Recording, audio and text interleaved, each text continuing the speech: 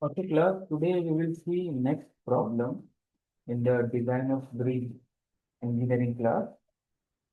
We will see the design of post-tension pre-stressed concrete eye girders. So what we need to design in the eye girder flat bridge deck. What are the things that we are required to design? So first we will see the question. So in this question, you are likely to get three different questions. Okay, so I will write the question, but you will not get all the questions in the exam. So there are three different set of questions in this particular question. Okay. So the question is design design is post tension design a post tension pre-stress concrete eye girder pre-stress concrete eye girder. Okay. Slab bridge slab bridge deck slab bridge deck for a national highway crossing to prove the following data. This is for the national highway. For the national highway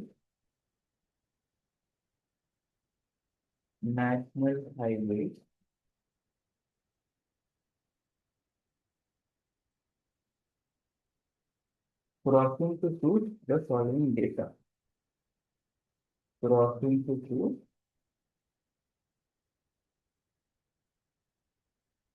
the following data.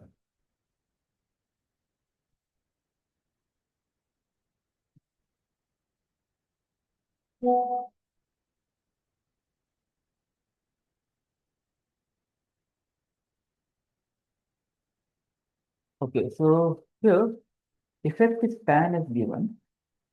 Effective span of the bridge. Effective span. Effective span equal to 30 meters. Width of the road is given. Width of the road, that is the width of the carriageway. Width of the road is equal to 7.5 meters.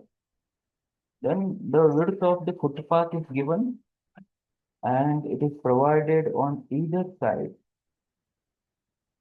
The width of the footpath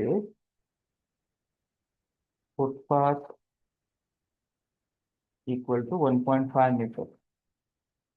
Provided on either side. Provided on either side.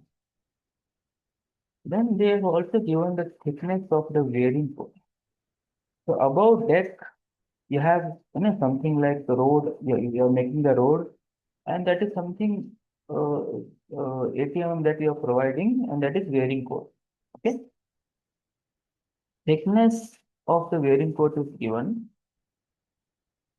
Thickness of wearing coat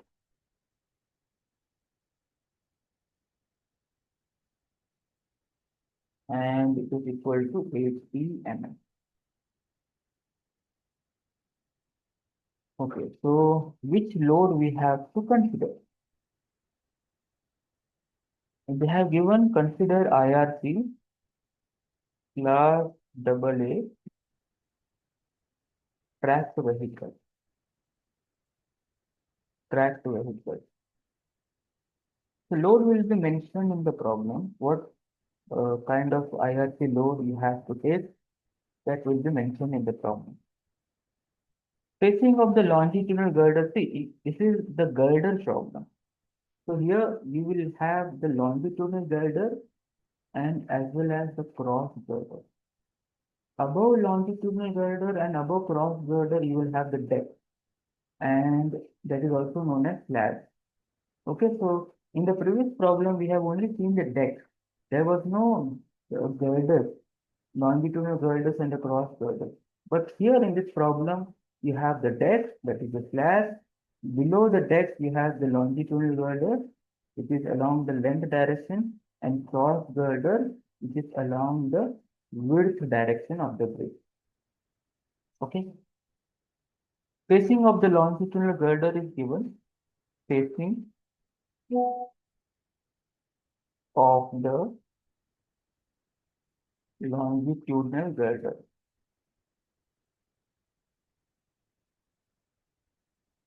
Girder is given, and that is equal to 2.5 meters. Spacing of cross girder is given. Spacing of cross girder is also given in the problem. Cross girder, and this is equal to 5 meters. 5 meters 10%. Materials are given. Materials, which material we have to use, which grade of concrete we have to use, and which grade of steel we have to use. That is given. Grade of concrete for the slab, grade of concrete, grade of concrete for slab, and this is equal to N25. And they have also given grade of concrete for the girder. Grade of concrete for the girder. So different grade of concrete we need to provide for the slab, and we need to provide for the girder in this particular problem. Girder, and that is equal to N60. N60. Then FCI is given. If you have learned the pre-stressed concrete, then you will remember what is FCI. FCI is given, that is 50 MPa, which is the initial stress. Initial stress. Okay. And we are required to adopt Fe415 grade of steel. Fe415 grade of steel. Okay. Then they have also given the details of the pre-stressing steel. Pre-stressing steel, pre-stressing steel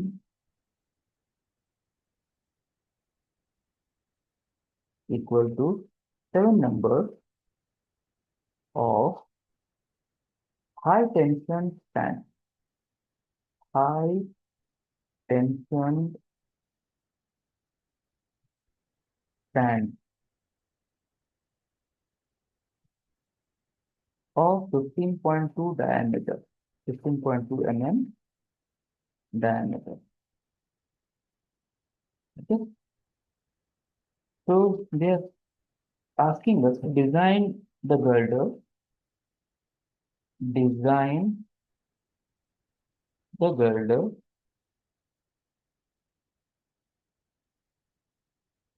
as class 1 type structure, as class 1 type structure. Use loss ratio, use loss ratio equal to 0.8, and FP equal to 1800 MPa. So all this is we will learn when we design the girder, when we analyze the girder. So as of now, in today's class, we will see the analysis and the design of slab. Okay.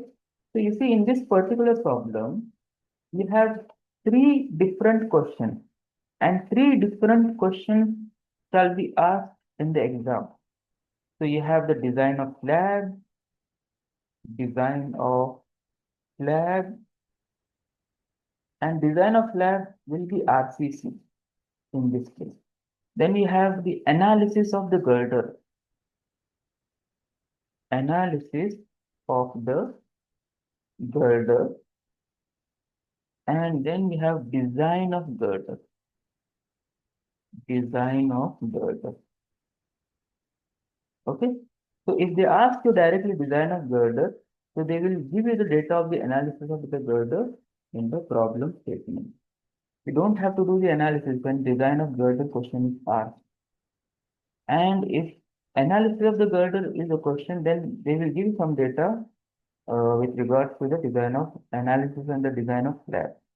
So we have three different questions in this particular question. Whatever questions I have given you, in that particular question, we have three different questions. What is class 1 type structure? We will see when we discuss the design of girder. What is this value and what is SC? We will discuss when we do the design of girder. So first see how the cross section is, how the cross section will look like. Okay, first we will see that. Okay, so the width of the road is 7.5 meter. Then we have, wearing coat like this. Then this is raised above the ground, above the road, and you're providing the footpath. And then you're providing some railing to the bridge.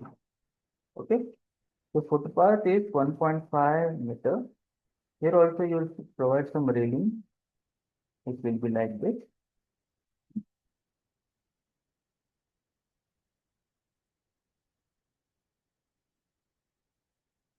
Okay, so here you will provide the longitudinal girder like this.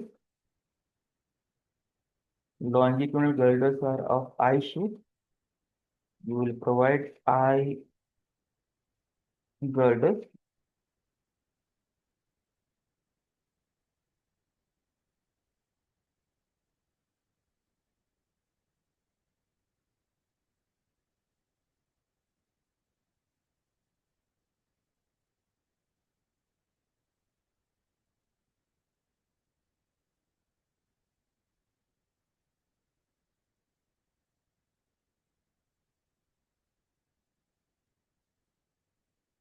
So this is the I girder. So how many numbers of longitudinal girders we have to provide? We will see when we see the girder section. So the center to center distance between the longitudinal girder is 2.5 meter. That is given in the problem. And you're providing cross girder like this. The cross girder will look like this. It is in the cross direction. And the depth of cross girder will be less than the depth of longitudinal girder. So this is the cross girder that you're providing, cross girder, and this is longitudinal girder, longitudinal girder.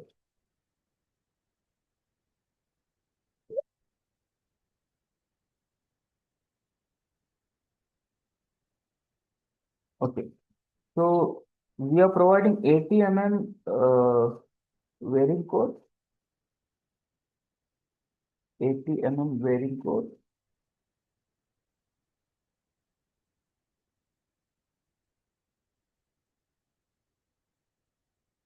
and the width of the road block, sorry, width of the road is 7.5 meters, which is also known as carriage width of the carriage.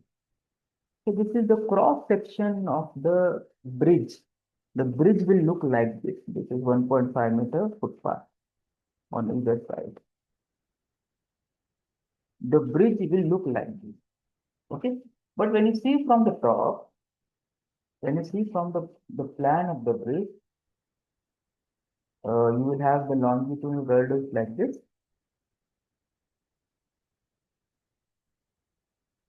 And the cross girders will be like this.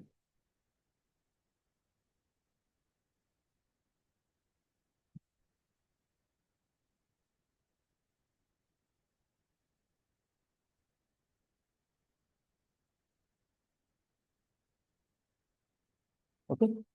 And the distance between cross girder is 5 meters center to center. Distance between the longitudinal girders are 2.5 meters center to center. Now you see, we have to design the interior panel. See, above cross girder and above longitudinal girder, you have the slab. This is the deck slab that we have. So first you need to design the deck slab. Then you can go for the analysis and the design of longitudinal girders and the cross girders. But first you have to design, you have to analyze and design the deck slab. Okay. So if you see the deck slab from the top, it will look like this. And the critical panel is the interior panel. This is the critical panel, interior panel. Interior panel. The size of the interior panel, this is 2.5 meter and this is 5 meter. And we are required to design the interior panel. Why? Because the interior panel is the critical panel that we have in the problem. Okay.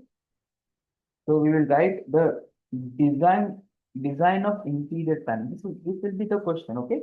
This is the first question in all those set of questions. Okay. So first we will see the design of interior panel. Design of interior panel.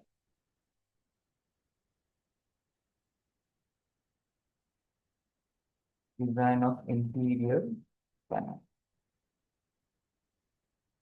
So interior panel is nothing but slab. And the slab is two-way slab. I will tell you why it is two-way slab. The slab culvert that we have designed in the previous class, it is one-way slab. And here the slab is two-way slab. I will tell you. Here the slab is RCC. We need to do RCC design of the slab. Slab is RCC, whereas longitudinal girders and the cross girders are the pre-stress, PSC. Okay. So here the slab is two-way slab. I'll tell you why it is two-way slab. The slab is two-way slab. Okay. So first thing, we need to decide the thickness of the deck, thickness of the slab. Okay. So we have some thumb rule to decide the thickness of the slab. First, write thickness of the slab. Thickness of the slab. We have some thumb rule for two-way slab. Okay. For one-way slab, we have seen what was the thumb rule in the design of slab culvert. Here we will see what is the thumb rule for two-way slab. Assuming that, give me again. Assuming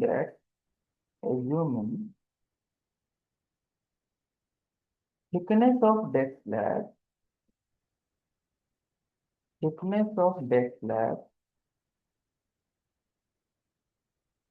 could be taken as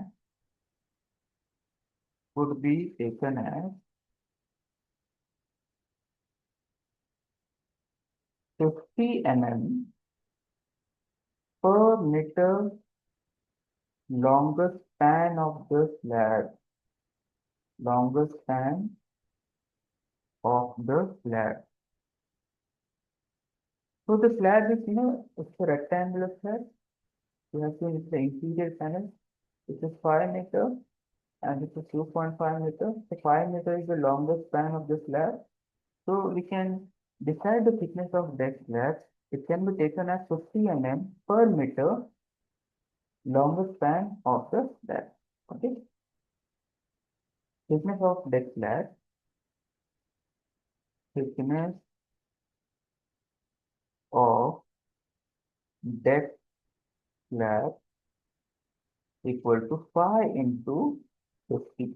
So 50 mm per meter longest span. 5 meter is the longest span. So this is coming as 250 mm. And it is greater than 200 mm. Your deck slab, the thickness of the slab should not be less than 200 mm. So this is given in the code. I will tell you where it is given. So you are getting 250 mm, which is greater than 200 mm. Okay. So we are required to design the interior panel. So what we need to do in that, we will see. To design the interior panel,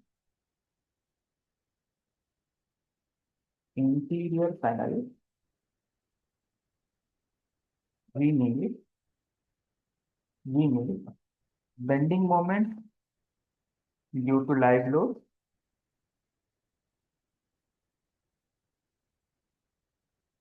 bending moment due to dead load,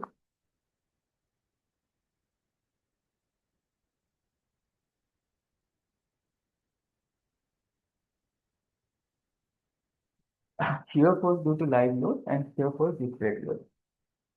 Shear force due to live load and shear force due to dead load.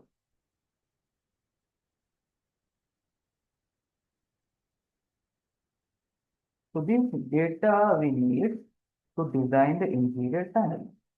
Our purpose is to design the interior panel and we need these data. So first we have to do the analysis of the slab. So this comes under analysis. So once you complete the analysis, you can do the design. So in the analysis, you have to find the bending moment and separate bending moment you need to find. Bending moment due to live load, bending moment due to dead load, and shear force due to live load and shear force due to dead load. Okay. So first we will see the the panel size. The panel size is 2.5 meter, 2.5 meter, and 5 meter.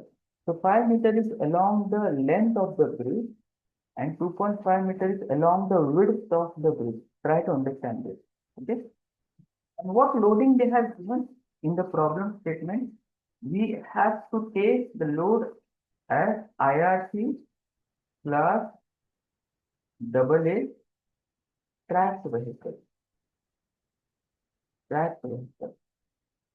So you have to see the dimension of the loading. So tracked vehicle, it is having two tracks. One track is like this, and this is another track.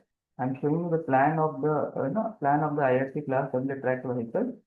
So the clear distance between them is 1.2 meter, and the width of one track is 0.85. Width of this track is also 0.85. The length of the track is 3.6 meter. Okay, and you see the total width of the vehicle. The total width of the track vehicle is 2.9 meters. So it means that it cannot be accommodated. The total load of the IRC class AA tracked vehicle cannot be accommodated in the interior panel because the width of the panel is 2.5, whereas the width of the track vehicle is 2.9. So two tracks cannot be accommodated here in the interior panel.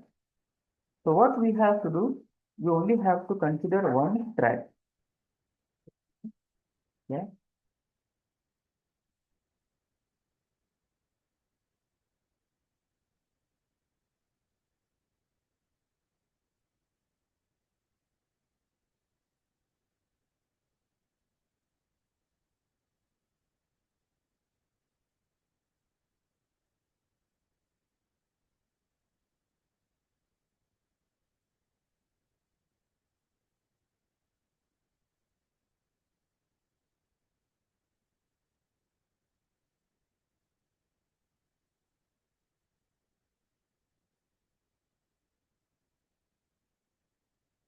एक minute हाँ मैं थोड़ा सा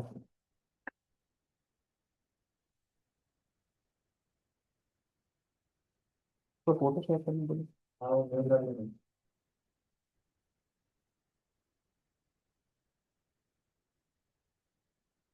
okay. So what I mean to say, the two tracks of this load cannot be accommodated in the interior panel. So what we have to do, we can only place one track.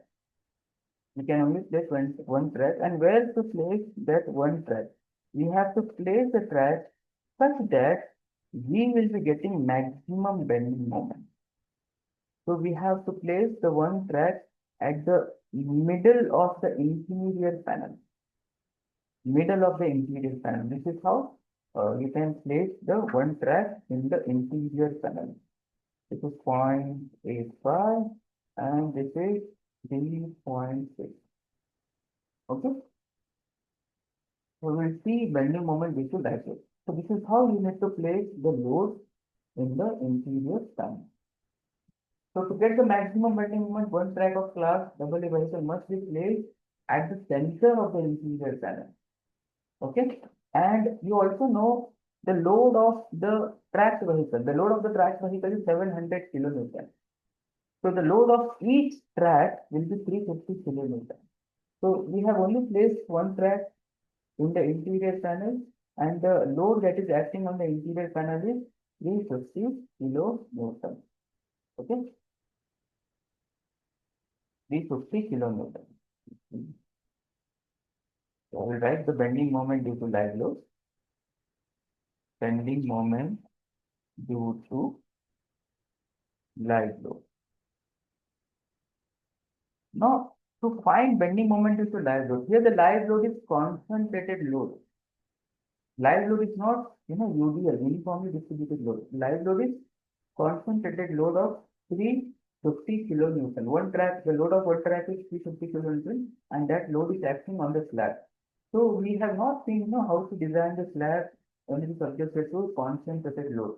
So IS 456 has given some guidelines. So IS 456 has given some guidelines for slabs carrying concentrated load.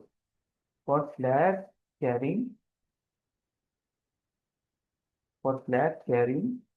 concentrated load.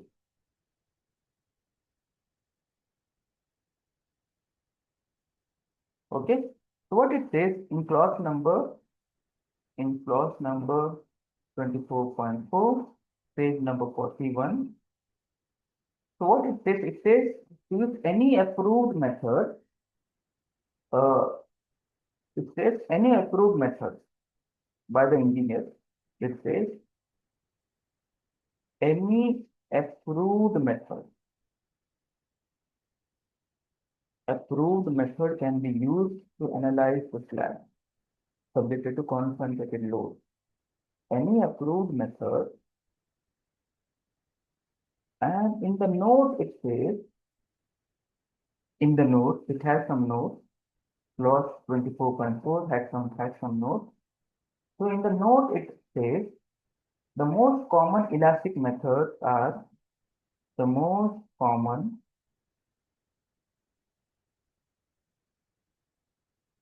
elastic methods are figured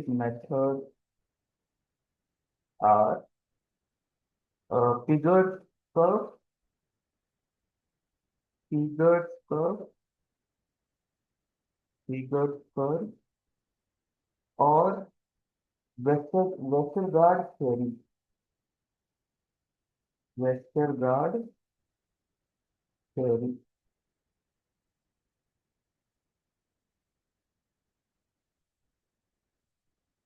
Okay, so we have two methods to analyze the slab to find the bending moment due to live loads.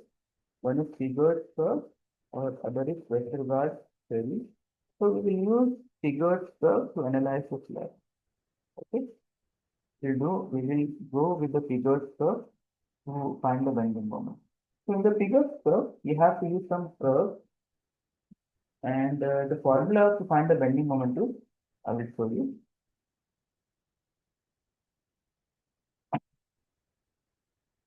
Shorter span bending moment. This is two-way slab. Both the span will have the bending moment. Okay. Shorter span bending moment is denoted by NB. Bending moment along the width equal to capital W into bracket M1 plus mu M2. Similarly, longer span bending moment. It is denoted by ML. The formula is W into M2 plus mu M1. So where W is the concentrated load, M1 and M2 are the coefficients for bending moment along shorter span and along longer span. I will again tell you, W is the concentrated load, where M1 and M2 are the coefficient of bending moment for shorter span and for longer span. M1 is for shorter span, M2 is for longer span. So mu is the Poisson's ratio. Mu is the Poisson ratio, and it can be taken as 0.15 for the concrete. Okay, so first we will learn about the figures curve, and then we will see how to apply figures curve for the analysis of the slab. Okay, so in the figures curve, you see you have you have to refer to two graphs. So one graph is like this. In the y-axis, you have V by L, and in the x-axis, you have U by D. And from this graph, you will get the value of M1 into 100. And we are interested in the finding M1, not M1 into 100. You will get the value in terms of like this M1 into 100. 100 can be taken in the right hand side. Okay. You have another curve, and from that curve, again, you have y-axis. In the y-axis, you have V by L, and in the x-axis, you have U by D. I will tell you what is V, what is L, what is U. I will tell you about that. So you have curve like this. You have curve like this. So from this curve, you will find the value of M2 into 100. And this curve depends on the value of K. You have n number of curves. So which curve you have to select? It is based on the value of K. And what is K? K is known as aspect ratio. Aspect ratio. K is aspect ratio, which is equal to B by L. Shortest span, B is shortest span of the slab, L is longest span of the slab. So shortest span of the slab is 2.5 meters, longest span of the slab is 5 meters. It is coming as 0.5. For 0.5, you have to see for the k value of 0.5, you have to select the curve. So I will show you. You see, I will show you the figures first.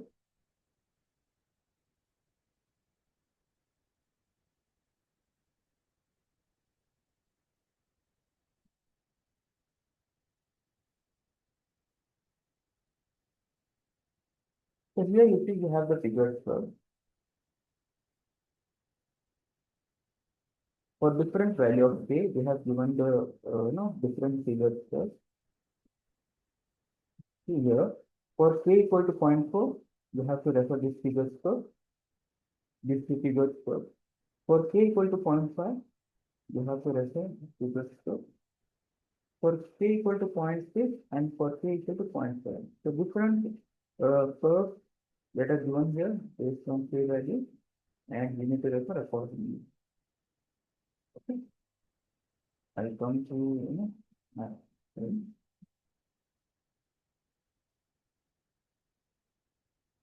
okay. So aspect ratio is 0.5. For 0.5, we need to refer the figures first. First, I will tell you what is U and what is V. U is dispersion of the width of the track. I'll write here. Dispersion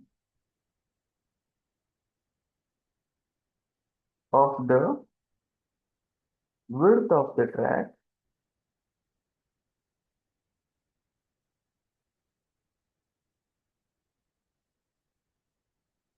up to the wearing force. Up to the wearing force.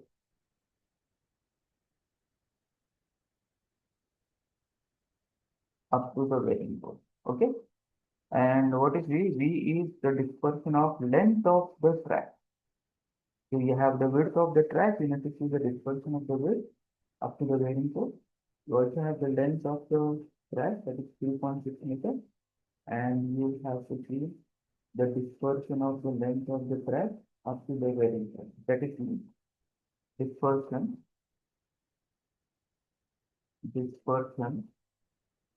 of the length of the track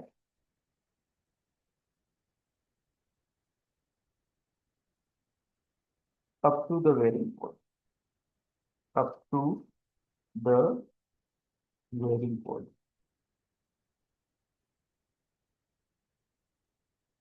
Okay, so first we will draw the track and see the dimension, and then we will see how to calculate the dispersion dimension. So this is the dimension of the one track,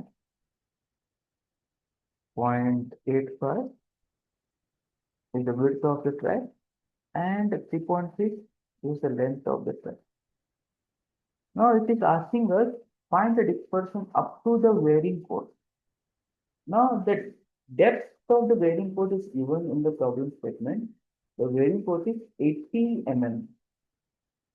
It is equal to 0.08 meter. Okay. So we are required to disperse the width up to the varying point, and we are required to disperse the length up to the varying point. So this is how the dispersion will be up to the varying point. So you see, you are dispersing it up to the varying point. So the depth will be, so you are dispersing in 45 degree direction. Okay. So depth of the dispersion will be 80 mm, and the width of the dispersion will also be 80 mm because the angle is 45 degree. So depth and the width will be same. This is 80 mm and this is also 80 mm. Okay. And this is 0.85. 0.85 plus 0.8 meter, 0.8 meter. So you see what is the total width, dispersion width. Dispersion width is, you're getting it as, I'll show you. U equal to 0.85 plus 2 into 0.08. So U equal to 1.01 meter. This is the dispersion along the width of the track, and dispersion along the length of the track. Same thing we need to follow here. That is V, dispersion along the length of the track. V equal to 3.6 plus 2 into 0.08. And V, you are getting it as 3.76 meters.